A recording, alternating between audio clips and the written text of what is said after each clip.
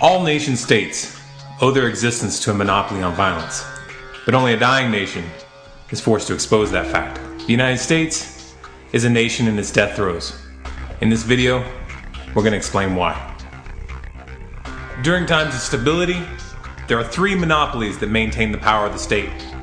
Three pillars of power that all governments depend on. 1, the control of ideas and belief. 2, the control of money and finance. And 3, the monopoly on violence. Most people would never consider laws and legal systems as the control of ideas. But did you ever consider what makes a law any different than any other note that you might write on a piece of paper? The answer is belief. The belief in the legitimacy of a government and its subsequent right to impose limits and requirements on the behavior of the people is all that gives written law the illusion of power. I know what you might be thinking, but the police enforce those laws, and if I don't comply, they throw me in a cage. Indeed they do, but why? Why does a policeman feel that he has the right to do this? Why does the average citizen feel that they have the obligation to comply? And why does the rest of the population feel that they don't have the right to stop the man with a badge from grabbing a citizen and putting him in jail? It's because the policeman, the citizen, and the rest of society are mesmerized by their belief in authority. It all comes down to belief. The control of belief is actually the linchpin that makes the other three monopolies possible. For many millennia, the church worked in tandem with the state to help maintain the fabric of belief by supporting the doctrine of the divine right of kings. Today, that role is filled by the media and the education system.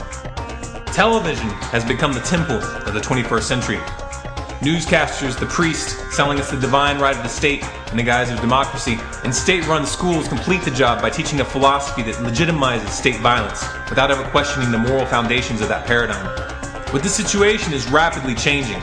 The U.S. government's aura of legitimacy has been severely tarnished, and the awareness of that stain is spreading like a virus throughout society as more and more people turn away from the mainstream media. The control of belief, which has for so long been used to lend support to the power elite, is rapidly slipping from their hands. They've lost control of the dialogue. This is why the government keeps trying to get control of the internet. In the United States, as is the case in the majority of the world, the control of money is no longer held by the government. This power was handed over to the Federal Reserve in 1913, and the Federal Reserve is owned by a conglomerate of the most powerful private banks in the world. By giving the power to coin money to private banks, a new branch of government was created, one that is not at all accountable to the people, and which cannot be voted out of office. This is the essence of fascism, the merger of corporate and government power. But what is money anyway?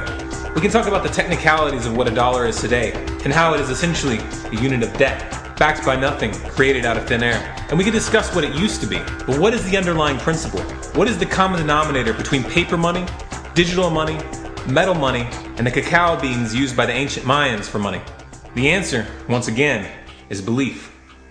People give their labor and their goods in exchange for money because they have faith that they will be able to use that money to obtain labor and goods from others in the future. It is this faith that actually creates what we call value. However, the belief that a unit of currency is valuable can only be maintained if certain conditions are met. Either the substance itself has to have some inherent usefulness, as was the case for cacao beans of the Mayans, or there must be something that creates an artificial demand for the currency, such as forced taxation.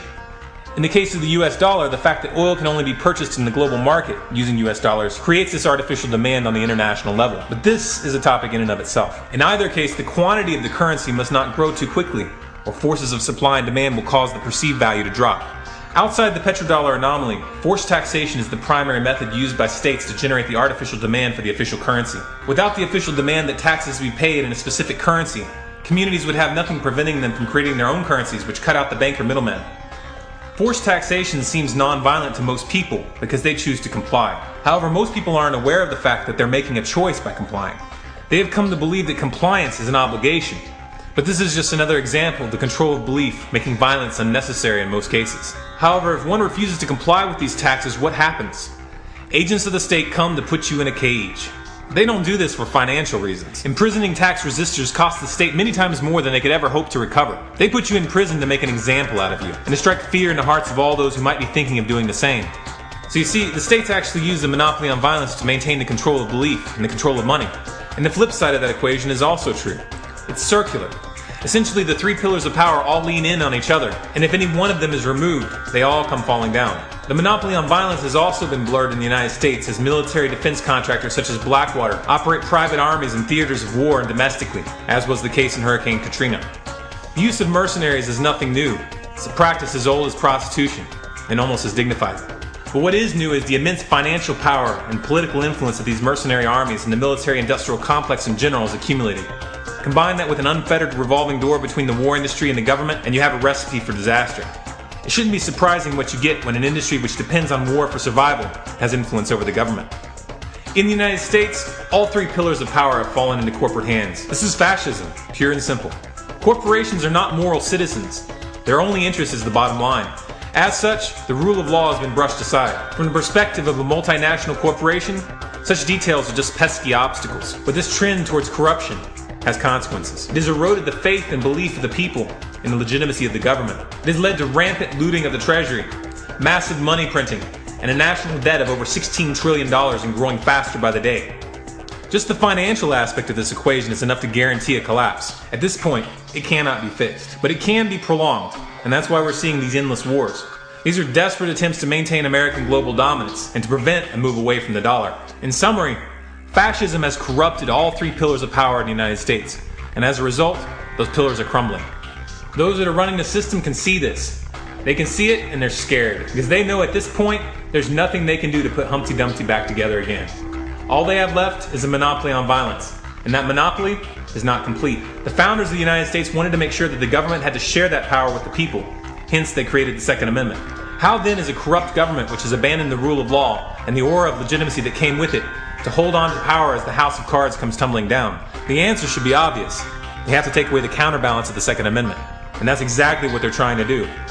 There's just one little problem with this proposition. For many Americans who have been watching with growing distrust as their country becomes more and more of a police state, the Second Amendment is their line in the sand. Taking that right away, even incrementally, is actually accelerating the awakening of the public. And in the process, the enforcement arm of the government is beginning to question the chain of command. Without their enforcement arm, what power will the government have? None whatsoever. That's when the current system will draw its final breath, and the people will be left to decide how we're going to rebuild. But it's important to understand here that the state is not going to go down without a fight. They see the shift in ideas. They see the growing resistance to their dominance. And they see us reaching out to the police and military. They see the police and military that are waking up in droves. The scores of sheriffs that have already begun publicly stating that they will not allow the enforcement of new gun laws in their county. That's why in places like the West Point Military School, they're attempting to categorize anti-federal government activists in with terrorists. It's a desperate move, one that could backfire, but we can't afford to be passive and hope that it backfires. We have to make sure that it backfires. We have to keep up the pressure. We have to keep reaching out to the police and military, reminding them of the oath that they took to defend the Constitution and what that means. It may be that we could do better than the Constitution. It may be that a higher document could someday be written that adheres to the non-aggression principle. But the simple fact of the matter is that we will never get that chance if we allow our nation to slip into an overt dictatorship. We must preserve the Constitution into the collapse so that the people will have the power to dictate what comes next.